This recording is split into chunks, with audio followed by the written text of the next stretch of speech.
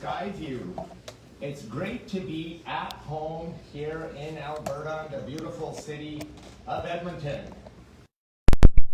By acknowledging that we are on Treaty 6 territory, we honor the people that have called these lands their home. Let me also recognize that my good friend and Edmonton's tireless advocate, Randy Boissonnault, who unfortunately could not be here out of an abundance of caution, learning today that a close contact had an inconclusive test for COVID-19. I know, as one of the Startup Edmonton founders, how much he would want to be with us here today. Together, Randy and I are working every day to advocate for Alberta within our Liberal government. And I could not ask for a better partner to be with on Team Alberta.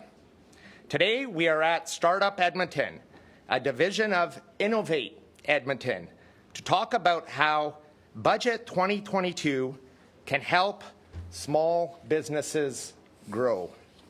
Entrepreneurs who took their ideas and turned them into successful businesses surround us today. We're here to talk about how our government will help these businesses grow and how we'll keep working to support small businesses and grow the Alberta economy. Prime Minister, over to you. Thank you so much, George. Good morning, everyone. Glad to be here. I have to, like George did, say how disappointed I think we all are not to have Randy Boissonnault here today. Out of an abundance of caution, he is not able to join us, but he's not entirely without a presence here. On the wall behind me, on the founders of Startup Edmonton, third name down in the front, in the top row, is Randy Boissonnault. He has been an extraordinary driving force here in Edmonton for success for a long time, and we are incredibly lucky to have him as part of our team, leading the way as Minister of Tourism and Associate Minister of Finance. He's always there to advocate alongside George for the interests of Alberta, but he's also been incredibly busy over the past number of months as Associate Minister of Finance, delivering an amazing budget that's having a huge impact on Canadians from coast to coast to coast. It's great to be here at Startup Edmonton, a division of Innovate Edmonton that does amazing work to promote local innovation. Thanks for having us, Catherine. It is a real pleasure to be here, and thank you for everything you do for Alberta entrepreneurs.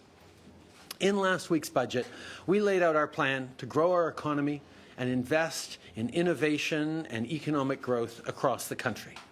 Canada is home to the third largest tech hub in North America, and Alberta is home to over 3,000 tech companies. These are innovative sectors that have the huge potential to create good, high-paying jobs for the future. And with the right tools, we can ensure Canada continues to be a global innovation leader. As many of us know, Canada has some of the best scientists, thinkers, entrepreneurs, and innovators in the world. But in order to bring those great ideas to market and help their businesses grow, they need support for research, development, and mostly commercialization. So we're going to help drive innovation and help them succeed and be competitive. Last week, we announced our intention to launch a new $1 billion Canada Innovation and Investment Agency. It'll work with many of the brilliant scientists, researchers, innovators, and inventors across the country to bring commercial success to businesses across different sectors. In the mining sector, the tourism sector, fisheries, and the high-tech sector, among everything else. We know there are some of the smartest and most innovative minds in the world, brilliant academics, brilliant researchers here in Canada, but getting those ideas into concrete businesses that can hire workers and contribute to our economy is a challenge that we're stepping up to support. This agency will also help Canada's innovative startups to scale up, like those at Innovate Edmonton. Businesses like 2S Water, whose CEO, Anthea Sargent, is here today.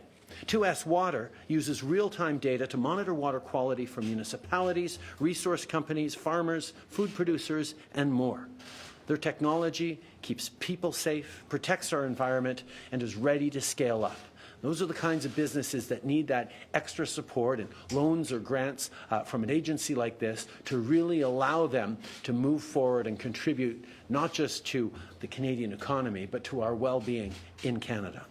Les entreprises comme celle-ci à Edmonton et ailleurs au pays ont énormément de potentiel de croissance. On va continuer d'être là et continuer les aider à innover. Notre gouvernement veut aussi aider toutes les petites entreprises à croître et à créer des emplois à travers l'économie. Présentement, le taux d'imposition des petites entreprises au Canada est le plus faible du G7, mais ce taux plafonne rapidement, ce qui peut décourager certaines entreprises d'atteindre leur plein potentiel. So we're going to cut taxes so that more growing businesses can take advantage of Canada's already low small business tax rate. See, Canada has the lowest small business tax rate in the G7, and we want to put that tax rate to work in encouraging more businesses to grow. That's why we're making sure that small businesses can benefit from that tax rate longer, even as they grow and scale up. Which means that as they grow, they can use this advantage to invest in themselves, hire more people, and grow even faster. We're also working to build more resilient supply chains so that you can get what you make to markets across Canada and around the world. Aux entrepreneurs et aux innovateurs qui travaillent fort, prennent des risques et trouvent des solutions aux problèmes d'aujourd'hui, notre message est simple. Notre gouvernement est là pour vous soutenir. We'll keep working to make sure that every person in Canada with a good idea can turn that idea into a successful business, create jobs, and compete and win in the changing global economy. That's how we'll grow the middle class and help the people working hard to join it. I'm now pleased to turn it over to Innovate Edmonton's CEO, Catherine Warren, who's helped many entrepreneurs here in Alberta. Catherine.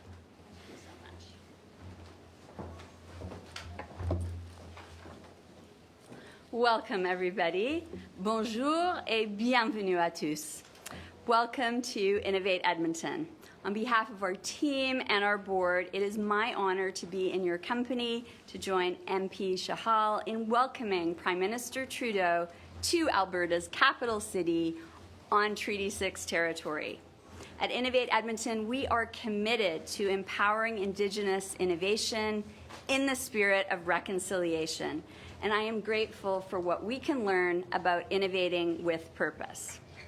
Here in Edmonton, our vision of innovation is Big Tent, meaning it's wide open and it's inclusive. This includes tech innovation, yes, but it also includes cultural, social, sustainable, and Indigenous innovation, to name a few. Ultimately, the world needs what Edmonton offers. Edmonton offre ce que le monde a besoin. We are a vibrant city of risk-takers, committed to tackling great global challenges, such as the climate emergency, public health, and food security. Not only are these the right things to do, of course they are, but they're exactly what command international market share and where enlightened investors want to put their capital. At Innovate Edmonton, we position Edmonton as a global innovation capital, and we can all say with confidence that our city is on a roll. We were recently named North America's fastest growing tech sector. Nationally, we are a top 2 major metro for GDP growth. And Edmonton is advancing the renewable energy transition and welcoming billions in hydrogen investment. We know that private capital wants green investment. We know that green growth is economic growth. They are two sides of the same coin. At Innovate Edmonton, we also deliver programs for entrepreneurial growth, including through our $5 million Accelerator Fund, which aims to produce up to 270 startups, $1.5 billion in new revenue, and 6,000 good jobs, all by 2030. Participating companies like Areto Labs, led by Casey Machen, who's here with us right now, deploy artificial intelligence to make the online world and the real world a safer place. Thank you, Casey. And as a female entrepreneur myself, I appreciate what these generous supports can do. I know how doubly hard it is to commercialize IP, to raise capital, and what it would mean for underrepresented groups if we can raise the roof. So as a new organization, Innovate Edmonton is just getting started, and you'll continue to see us engage with young innovators, as with our joint programs for Black youth. You know, at its core, innovation is a team pursuit. It will take strange bedfellows. It will take all levels of government, and that's why we are so pleased to see the ambitious federal budget for innovation. It's this type of visionary investment that inspires Canadian municipal powerhouses just like this one. Premier ministre Trudeau, c'est un plaisir de vous accueillir ici à Edmonton, votre capitale mondiale d'innovation.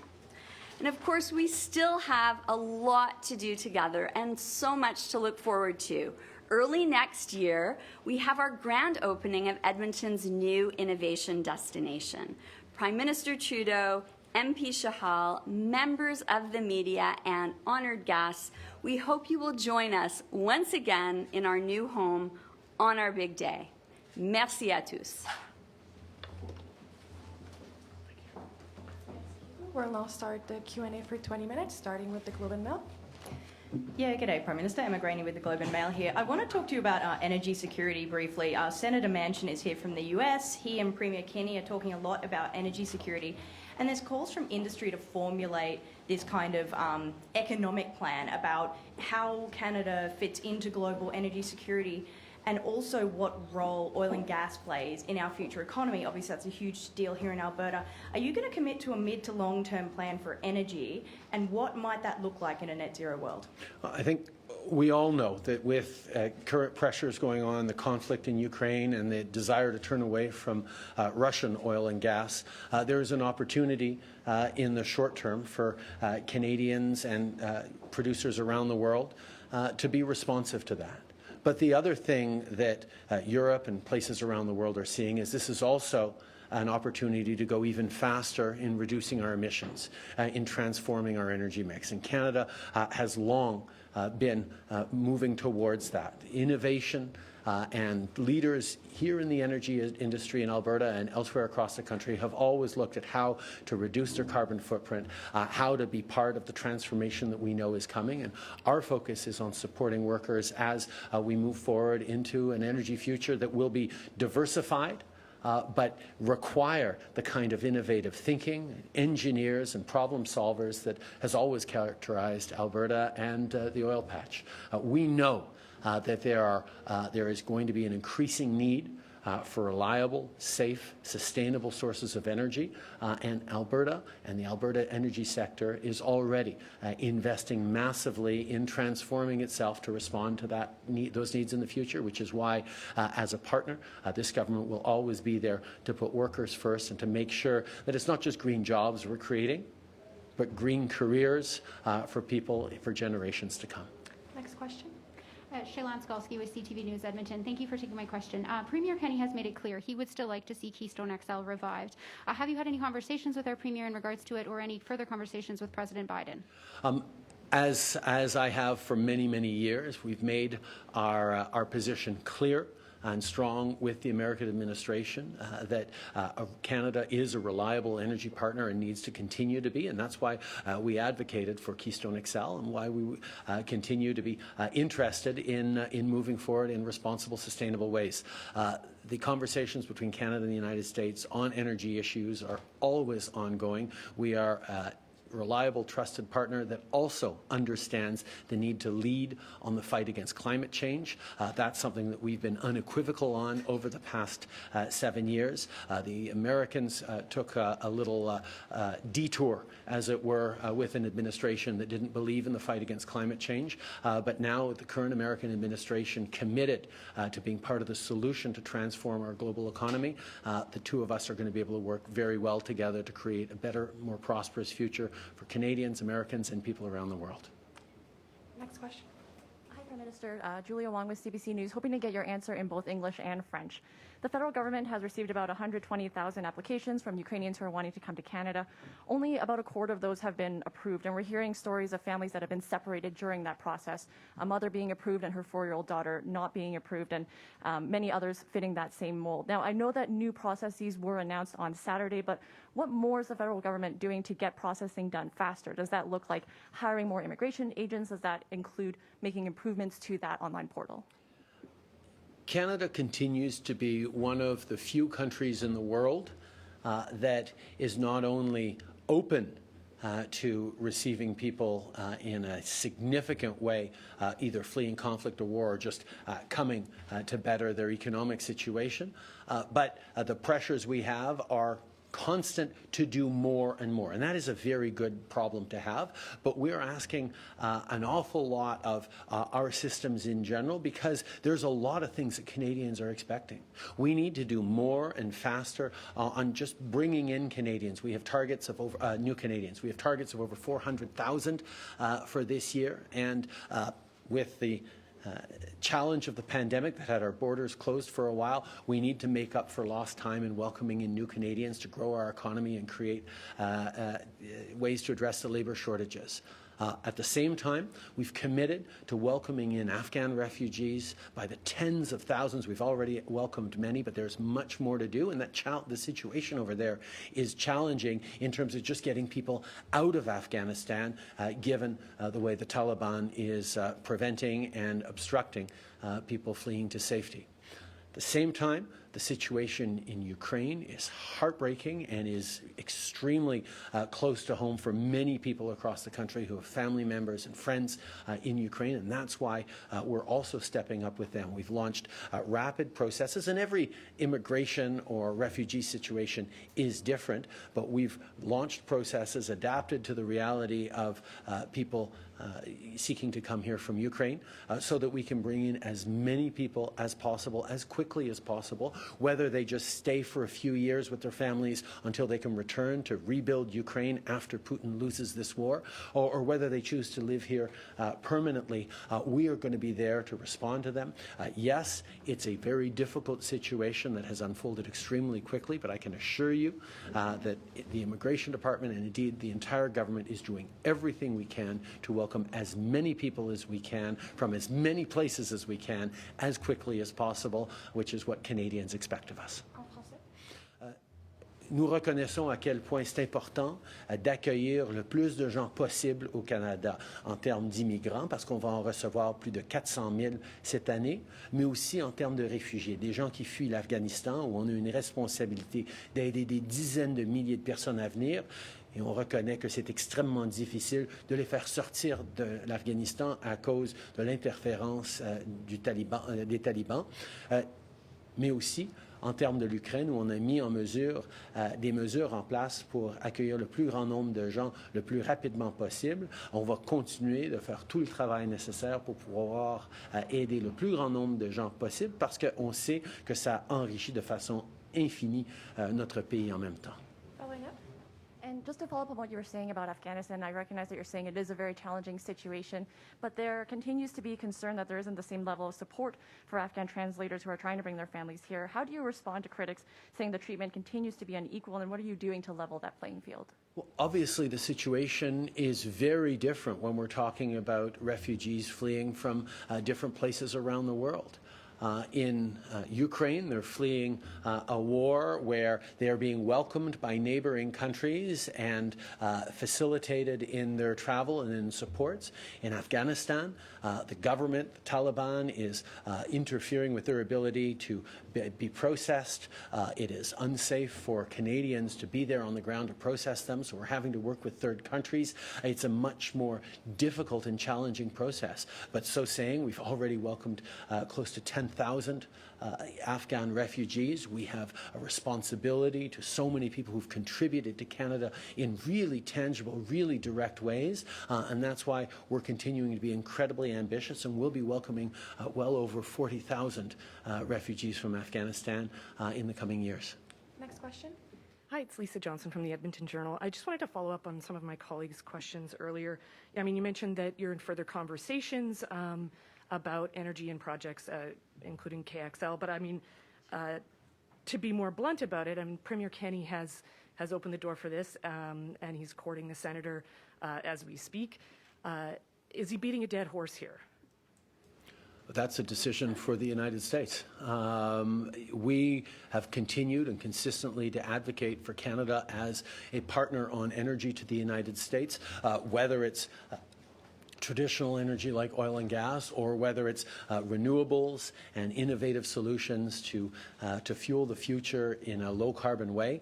Canada is always going to be there to work with allies and partners around the world and indeed develop solutions that the world needs, whether it's conversations about hydrogen with the United States or with our European partners. When I got back from my trip to Europe a few weeks ago, we immediately started digging in even further and even more ambitiously than the ambition we'd already laid out on hydrogen, because we know how key that is to fueling the future in zero emission ways.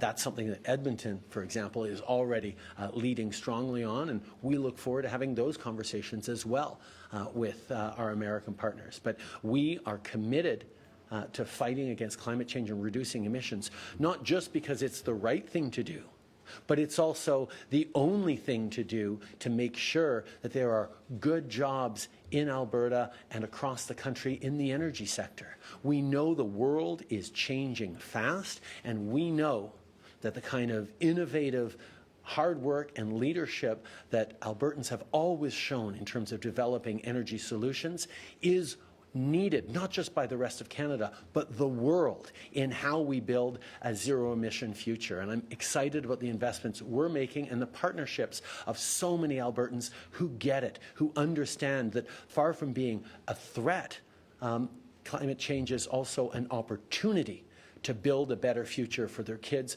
for their grandkids, through the hard work that Albertans have always been ready to do to build a better future. Next question. Hi, Brianna Karsten-Smith with Global Edmonton. I have a quick follow-up about that and then a second question. But Alberta has a huge supply of lithium carbonate. How is your government going to be capitalizing on that and investing in that development? We know that the availability of critical minerals is something that is of preoccupation to countries around the world right now. A couple of large and somewhat less friendly countries these days, China and Russia, have dominated the global market for critical minerals, and that's why Canada, that has, as you point out, extraordinary mining, mineral, and critical minerals resources, is looking to develop reliable supply chains to the world, whether it's powering electric batteries for vehicles, creating the kinds of advanced technology and high-tech we need for a greener future. Canada has the natural resources and the mineral resources to be able to contribute to the world in a reliable, friendly way. And that is something that we've invested in massively in this budget. We know that Canadian mining expertise that has always been cutting edge, that has higher environmental standards, higher labor standards than most countries around the world, is the kind of solution that increasingly our partners and allies around the world are going to look for. And I'm very excited about what we've invested in this budget to make sure that we're moving forward and unlocking that potential for Canadian jobs and Canadian economic growth. Councillors here in Edmonton yesterday voted to move forward with decriminalizing simple possession for illegal drugs. Their goal is by early 2023. Of course, they'll need the federal government's approval. Will you give that approval by early 2023? We will welcome their application when it comes in to the federal government through the processes. I can highlight that we're already working with the government of British Columbia on their application on a similar issue, and we're going to make sure we're grounded in science, grounded in supporting people. The reality is, here in Alberta, we've seen far too many tragedies around the opioid epidemic. I had a great conversation with Mayor Sohi about it last night when I got into town, and I can tell you that he and all of us are extremely worried about what Albertans are going through in terms of the opioid epidemic. We know that science-based, community-based solutions are a huge part of it. That's why, as a government, we've continued to push for safe consumption sites. It's unfortunate to see Alberta seems to be going in the opposite direction, away from a science-based and harm reduction approach. We know that municipal leaders, like here in Edmonton, are serious about supporting people through this terrible tragedy and basing those decisions on science and data, because that's how we get through this crisis. Next question. Mirna Djukic pour Radio-Canada. D'abord, je veux revenir sur l'accueil des réfugiés. On dit encore que les interprètes ont de la difficulté, les interprètes afghans, à amener leur famille au Canada. Ils disent que c'est 2 poids, 2 mesures, et je comprends que c'est une situation différente, mais qu'est-ce que le Canada fait spécifiquement pour égaliser les chances, en fait? La réalité, c'est que chaque situation est différente et nos cœurs brisent pour les familles des interprètes qui sont pris en Afghanistan avec un gouvernement des talibans qui sont en train d'empêcher ces gens à pouvoir quitter, à pouvoir suivre les processus pour pouvoir venir au Canada. Donc, nous travaillons avec nos partenaires, nous travaillons avec nos alliés, nous cherchons des façons d'amener plus de gens de l'Afghanistan plus rapidement parce que c'est une grande priorité pour nous. On a déjà accueilli 10 000 personnes de l'Afghanistan. On va en faire encore plus. On a promis d'en faire plus que 40 000 et on va le faire. Mais la situation est extrêmement difficile et nous devons de travailler de façon responsable pour les amener le plus rapidement possible.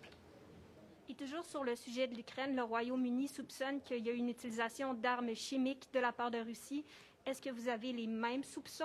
Et si ça s'avère, qu'est-ce que ça va changer à la réponse du Canada? On a vu depuis le début de ce conflit que l'armée russe et Vladimir Poutine en particulier sont en train d'utiliser des moyens inacceptables et illégaux dans cette guerre qui est déjà illégale. Donc, nous allons continuer de faire un suivi extrêmement proche avec nos alliés sur ce qui se passe, de cibler les civils, de cibler des hôpitaux, d'utiliser de la violence sexuelle comme arme de guerre.